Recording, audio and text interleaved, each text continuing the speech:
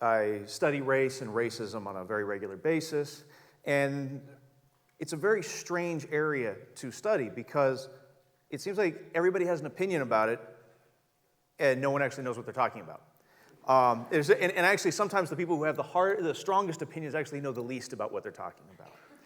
And so what I'm going to do today is I'm going to advance a new concept for you and also take you sort of on my intellectual journey coming to this point. And the concept is called white immunity. And it's actually a very simple concept. It's that white people, by virtue of being in a racist society, receive kind of a social inoculation from racial oppression. And how I started developing this was off of a lot of discussions about white privilege.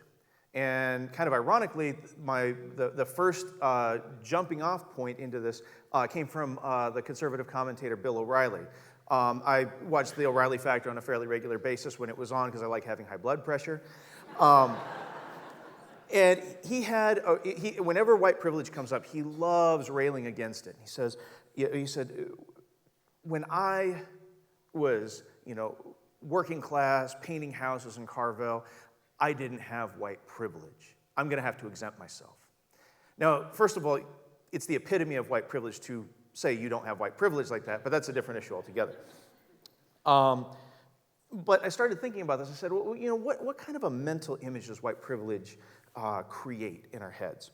And just the term privilege, it invokes this kind of, semi-charmed life. It's summertime and the living is easy. Your daddy's rich and your mama's good looking. But then the corollary to that is that if I can therefore find a point in my time, my personal history, my family's history, where we were struggling, I therefore am not privileged.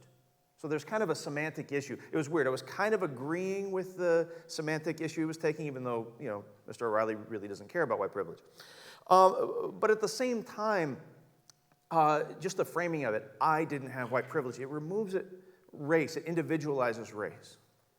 And it individualizes racism. And all too often, that's how we have counterproductive conversations about racism. It's sort of on this, on this Likert scale. You're a good person. You're not really racist. A little bit, oh God, you're so racist, but it's all about the individual, and that's not how racism operates. And that gets lost in a lot of white privilege conversations. And so to go back, we just have to start off with the idea of what is racism. And I love the deceptively simple definition that the esteemed psychologist Beverly Daniel Tatum gives, where she says that it's a system of advantage based upon race, where in her estimation, white people are at the advantage, are at the top of the social ladder. And the reason why I like that is that it makes it a systemic analysis. And so then, the overall question I get is, well, what does that mean? What does a system mean? And there's a very simple analogy, sort of like the SAT analogies, this is to this, this is to this, that we can use, and that is capitalism. All too often we think that racism is only sponsored by racists. No. By the corollary, capitalism is not just held up by people of a capitalist class. Anytime you gas up your car, anytime you get your groceries, anytime that happens, you're participating in the economic system that we have in the society. And so therefore, racism becomes a question of what do your actions do in relationship to the systemic reality. Now,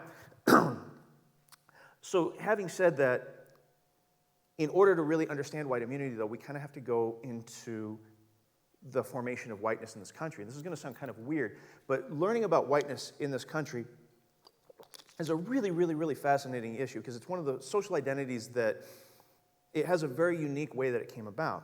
Because when European settlers were coming over and stealing land from the Native Americans and killing them on the spot, that they weren't known as white. They were known by their country of origin. They were known as Irish and Germans and all this stuff. And the idea of whiteness didn't really exist, but there was kind of a watershed moment around Bacon's Rebellion.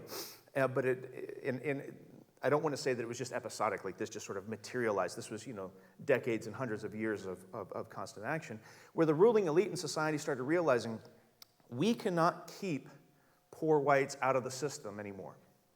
If they form coalitions with free blacks, Native Americans, whoever, they could overthrow the existing rules. So they started saying, okay, you know what? We're going to give you token incorporation into our society. We'll put you on slave patrols. We'll make you overseers. You're not going to be rich, but at least you're going to have a little bit of skin in the game. At the same time, there was a consistent articulation of the ideology that being of European descent was inherently superior, that Europeans were a superior race. And what this did is it created what the esteemed sociologist W.B. Du Bois referred to as the public and psychological wages of whiteness. I may be tired, I may be downtrodden, I may not be rich, but at least I'm not black. At the same time, religion played a really central role in the creation of whiteness because it was seen, in particular Christianity was seen as a civilizing force. And it was this weird cyclical argument where it started a priori, we are a civilized people of European descent. Well, why are we civilized? Because we have Christianity. Well, why do we have Christianity? Because we're a civilized people. And it just keeps going and going and going like that. And some of you are kind of giving me this furrowed look in your eyes right now, and if it doesn't make sense, that's exactly the point. That's exactly the point. Because race and racism was never meant to make sense. If you look at what has happened as a result of systemic racism and white supremacy in our history, the genocide and theft of native lands, the enslavement of Africans, the making Chinese do the railroad, the theft of Mexico, I mean, it's not pretty. It's not meant to make sense. It's almost like you do these dehumanizing actions and you come up with a racist idea after the fact. So if what I'm saying doesn't make sense, that's exactly the point of racism. It's not supposed to make sense. But last but not least, in terms of whiteness formation, law played a critical role. And it did so by saying, okay, we have the Constitution. It says that all men are created equal. And yes, it was male specific. And then they said, so there are these inalienable rights that everybody's supposed to have. And then laws started forming in the United States that eliminated rights for people of color. Rights to own land, rights to read, rights to intermarry, rights to travel. And what ended up happening was you had this core at the center where rights were allowed, and then all of a sudden this group's denied, this group's denied, this group's denied, and you created this thing from whiteness, called whiteness by identifying people who were not white. It was this idea of definition through negation. And so basically it was necessarily creating a white supremacist society that denied rights to people of color, and that was a foundational component of our history. And then that relates back to white immunity because, again, we're talking about base standards of human rights. And so the disparate racial oppression that people of color were experiencing, white people had that social inoculation to. So then a lot of people will say, well, weren't the 60s a really important time? And absolutely they were. They were an incredibly important time. But let's not kid ourselves to think that you can have several hundred years of overt white supremacist thought, action, law, ingraining in every sector of our society, and that you're going to undo that in 10 years. It was incredibly important that people of marginalized racial identities were able to affirm their own humanity in the 1960s. But that doesn't mean we completely overthrow the system. As a matter of fact, what a lot of sociologists now argue is that racism as a system was then driven underground. It's still here and it's still prevalent, but we don't always acknowledge that it's there. And so then the idea became that, actually, let me back up. So a really simple example of this, because we talk about race all the time, but we don't actually talk about race, is the comedian Daniel Tosh was doing a stand-up, his first stand-up at Comedy Central, and he said, you ever notice when they say this place is really safe, they mean it's really segregated? And there was just crickets in the audience. And he says, did that cut a little too close to Combe, Orange County? And the beautiful thing about that joke is that it's a joke Mad Lib. I can do that anywhere, right? I could be here and say, hey, does that cut a little too close to home, Catalina Foothills? Oh, exactly, and people are uncomfortable with that, absolutely. But we talk about race all the time. One piece of audience participation, help me out. What's known as the dangerous side of Tucson? You racist, no. But the point is that we have heard this constantly. And it's not coincidental that the good side of town, the safe side of town, also corresponds to the white side of town. The dangerous side of town happens to be the brown side of town. And the question that I ask you as you reflect on these words a little bit is this. As much as you have heard that the South Side is dangerous, how many people have actually looked up the crime statistics? How many people have actually gone and seen, is this really a dangerous neighborhood? I'm not making an argument one way or another. I'm making a point that we do this based upon sort of just this assumption that if it's a largely Latino neighborhood, if it's a largely black neighborhood, that it's going to be dangerous. But again, that's how race infects itself into our consciousness without us even realizing it.